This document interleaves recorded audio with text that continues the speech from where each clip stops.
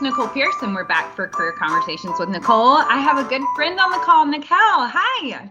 Hey, Nicole, how are you today?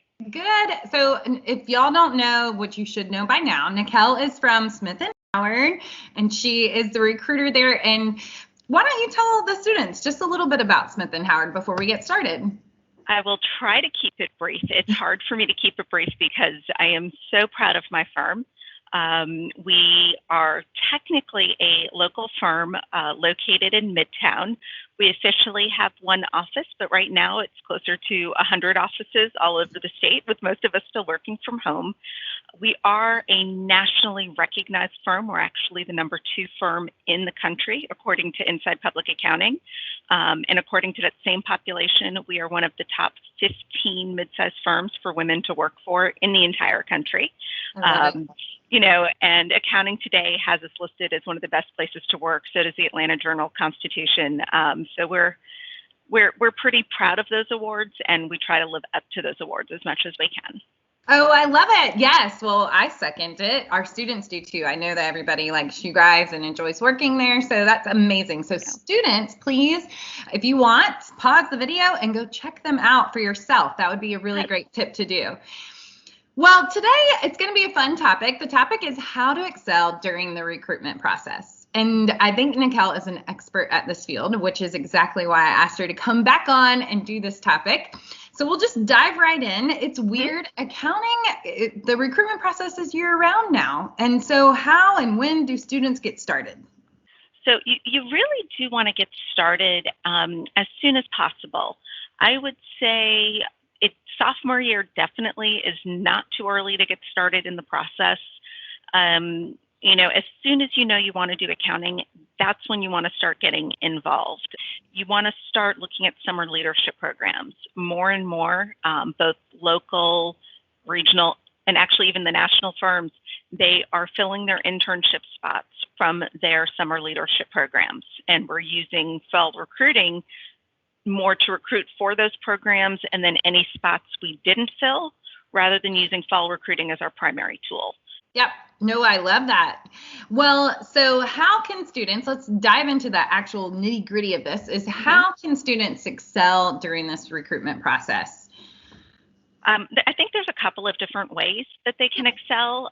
Number one is making themselves known and keeping those connections live and viable. So, you know, you can't just meet someone and then 3 years later hope they're going to be a connection. You know, so I have students who they'll hear me speak at a Beta Alpha Psi meeting at Kennesaw, and then if I'm having a social, they'll come to that social. I've had students who will just email me to say hello, give me an update on a project or an exam, and it's really just it keeps them at the front of my mind instead of the back of my mind. Yep. Do as many events and speaking opportunities as you can. Get to know the people. You know, if you like what you see at one of those events, maybe you're going to like those folks. There's actually a couple of things not to do, and I'm so glad you brought that up. You want to stay connected, but you don't want to seem pushy. So if you're waiting, such a fine line. It is a fine line, and it can be it can be very difficult to balance. But there's a difference, let's say, between you. Let's say I told you as a student you're going to hear back from me by Friday, and now it's the following Monday and you haven't heard back from me. If you write me and you say, well, you told me you were going to let me know by Friday and I haven't heard anything yet, that's off-putting, because yes, did I make the mistake? Absolutely. Am I the one that's possibly holding the keys to your future job? Absolutely. A better thing would be to say, you know, hi, Nikelle, I'm still very interested in the position at Smith & Howard. Please let me know if you have any other questions for me. You know, or, you know, so you're offering something, you're not asking for something. And chances are that's going to trigger in my brain, oh my God, I didn't write Nicole on Friday, and it's going to prompt me to do it, or will remind me that I have to go back to my hiring team and say, hey guys, you know, we got to get back to this person. I would say there's also a really fine balance, and this is where you sort of tip from the yes to the no's on being authentic, which is so important, and oversharing.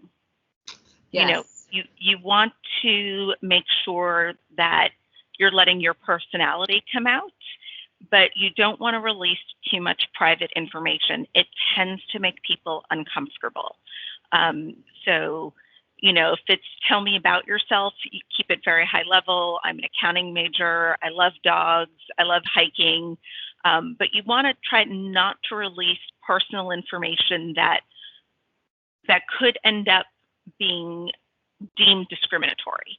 Right. So stay away from things like you're first generation or you were born somewhere else, or even if it was another state. People might have unconscious bias against that. If you have, especially in this time of COVID, if you have any medical conditions that might necessitate you working from home, or you have any kind of disability that needs accommodation, all of those things should be taken into consideration after you are hired, not before.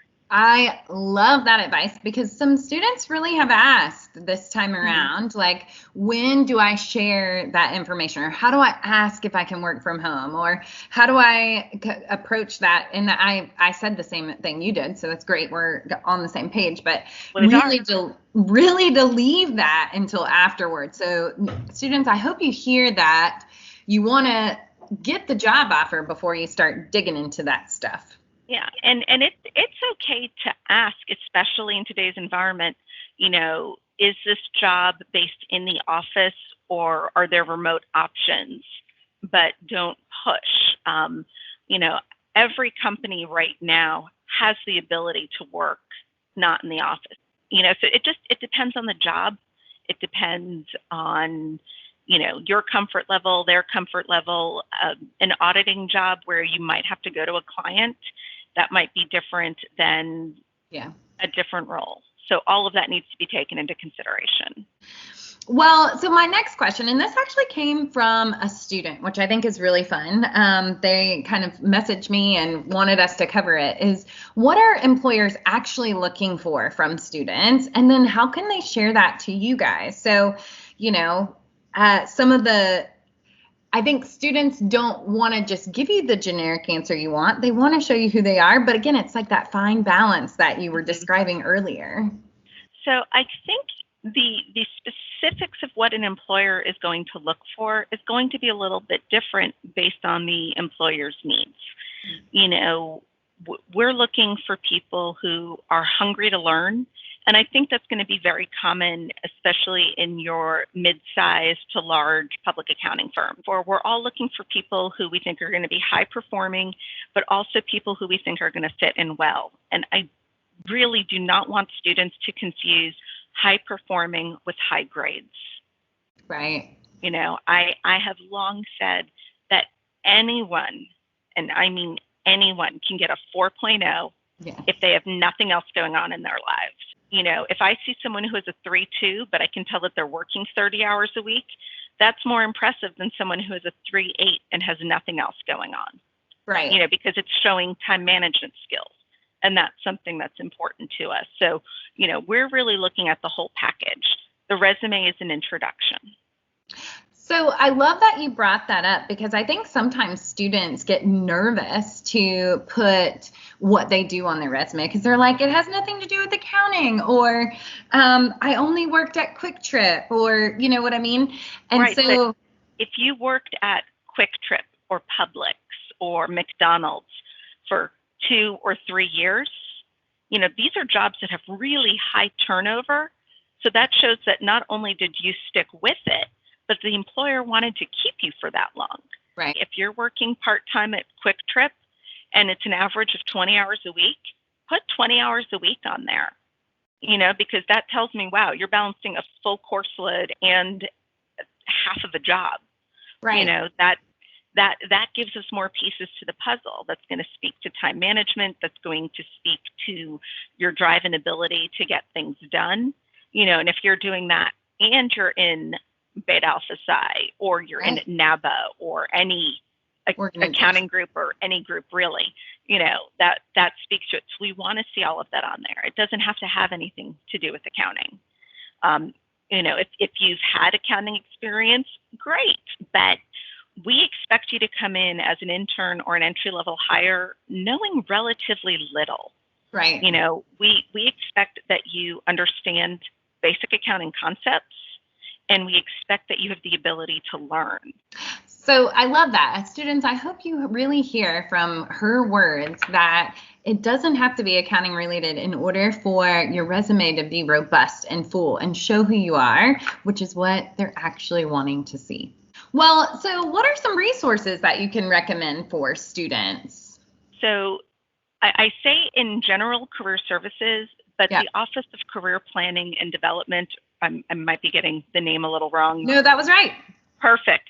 At Kennesaw is filled with fantastic people. And they are so motivated to help students, and they are so knowledgeable that if you have not taken advantage of that resource that's offered to you as a student at Kennesaw State, you are squandering a gift.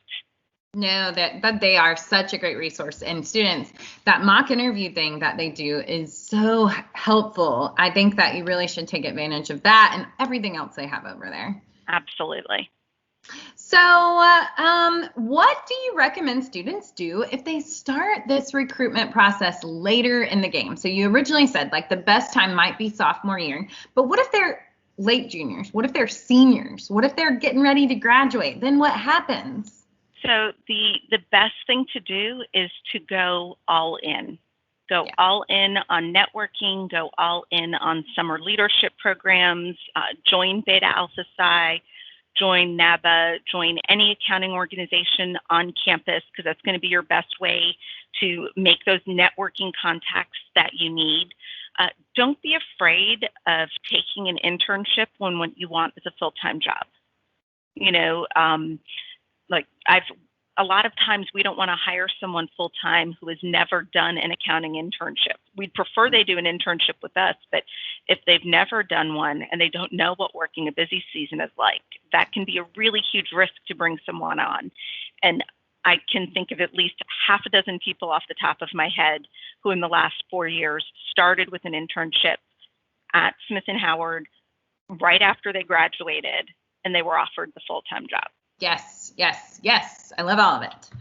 Well, so how can students not get discouraged or off track when they first start interviewing and maybe it doesn't go well? Maybe they don't get the internship. Maybe, they get a couple denials and then they start to lose this confidence. And should I pivot? Should I look at other options? What do you recommend at that point? I mean, you do need to have some thick skin when it comes to interviewing. And I almost hate to make this comparison, but it's so true. Looking for a job and dating are very, very similar. Yeah. Right? Yep. Applying for a job is like asking someone out. But if you've had a couple of interviews and none of them have resulted in offers, here's the broken record again. Go to career services and say, look, I'm not getting offers. Can you help me try to figure out where I'm going wrong? Well, before we jump off today, give the last advice, give the last thought that students can take with them before we check out. Be your most authentic self, but be the best version of your authentic self when you're interacting with companies. Oh, that is so true and honest. I love it. Well, students, I hope you enjoyed this episode of Career Conversations today. I want you to, at the end of this episode, go check out Smith & Howard. They are amazing. They want to hire KSU students. So go apply for their jobs now. And also apply for our summer leadership program now. We are still looking for students to attend. And Nicole, if you would, please make my email address available to anyone who might be watching this. I love hearing from students.